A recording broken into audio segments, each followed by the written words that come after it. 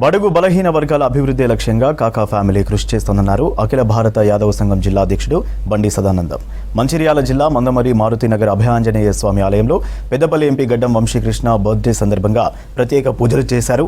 యువనేతగా రాజకీయాల్లోకి వచ్చి పేద ప్రజల పక్షాన నిరంతరం కృషి చేస్తున్నారన్నారు. ప్రజాసేవలో మరింతగా ముందుకెళ్లాలన్నారు కాంగ్రెస్ నేతలు.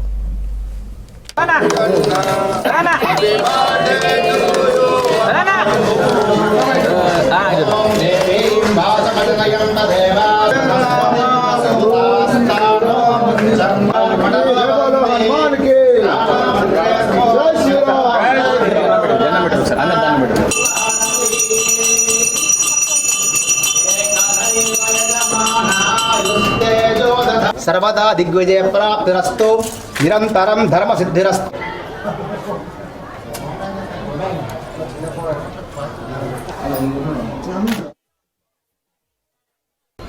మన ప్రియతమ నాయకులు బడుగు బలహీన వర్గాల ఆశాజ్యోతి పేదల పెన్నిధి అయినటువంటి పెద్దపల్లి పార్లమెంటు సభ్యులు గౌరవనీయులు గడ్డం వంశీకృష్ణ గారి పుట్టినరోజు సందర్భంగా ఈరోజు మందమరి పట్టణంలోని మారుతి నగర్ అభయాంజనేయ స్వామి దేవాలయంలో దాదాపు ఒక 100-200 మంది నుండి పెద్ద ఎత్తున ఈరోజు ఆయన పేరు మీద ఆయన కుటుంబ సభ్యుల పేరు మీద అర్చన చేపించి ఇలా పూజ చేయడం జరిగింది. పెద్దపల్లి పార్లమెంట్ పరిధిలో ఉన్నటువంటి 7 కాన్స్టిట్యున్సీ నియోజకవర్గాల్లో కూడా ఆయన అభివృద్ధి చేయాలనే ఒక సంకల్పంతో ఇవాళ పార్లమెంటులో ఒక ఫైట్ చేస్తూ ఉన్నాడు.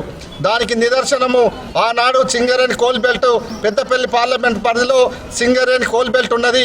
మరి నా కార్మికులకు వాళ్ళ వారసత్వంగా వాళ్ళ ఉనికి కోసం నేను వాళ్ళ డ్రెస్ మీదనే ప్రమాణ స్వీకారం చేయడం జరుగుతుందని చెప్పి చేసినటువంటి గొప్ప వ్యక్తి. అదే కాకుండా ఇలా వాళ్ళకు ఉన్నటువంటి విశాఖ ట్రస్ట్ ద్వారా కూడా అనేకమైనటువంటి కార్యక్రమాలు చేస్తూ ఉన్నారు.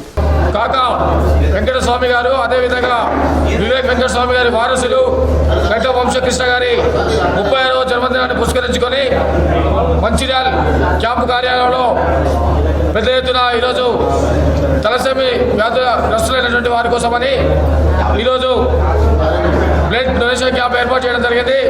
ఈ బ్లడ్ డొనేషన్ క్యాంపులో సుమారుగా 50 మంది పైన యువకులు గడ్డం వంశీకృష్ణ గారి పేరు మీద రక్తదానం ఇస్తున్నారు. కనుక వారి ఆశయ సాధన కోసం ప్రతి ఒక్కరు కూడా గడ్డం వంశీకృష్ణ గారి నేతృత్వం లోపల పెద్దపల్లి పార్లమెంట్ చెన్నూరు నియోజకవర్గంలో అభివృద్ధి దిశగా ముందుకు పోతామని, అదేవిధంగా ఇలాంటి జన్మదినాన్ని వారు మునుముందు కూడా జరుపుకోవాల్సిందిగా పెద్ద ఎత్తున ఈ కార్యక్రమానికి యువత ముందుండి వారి జన్మదిన సందర్భంగా స్వచ్ఛత కార్యక్రమాలతో పాటు రక్తదాన శిబిరాలు, కేక్ కటింగ్లు, అదేవిధంగా అన్నదాన కార్యక్రమాలు ఈ చెన్నూరు నియోజకవర్గ ప్రాంతంలో పెద్ద ఎత్తున నిర్వహిస్తున్నామని ఈ సందర్భంగా తెలియజేస్తున్నాం.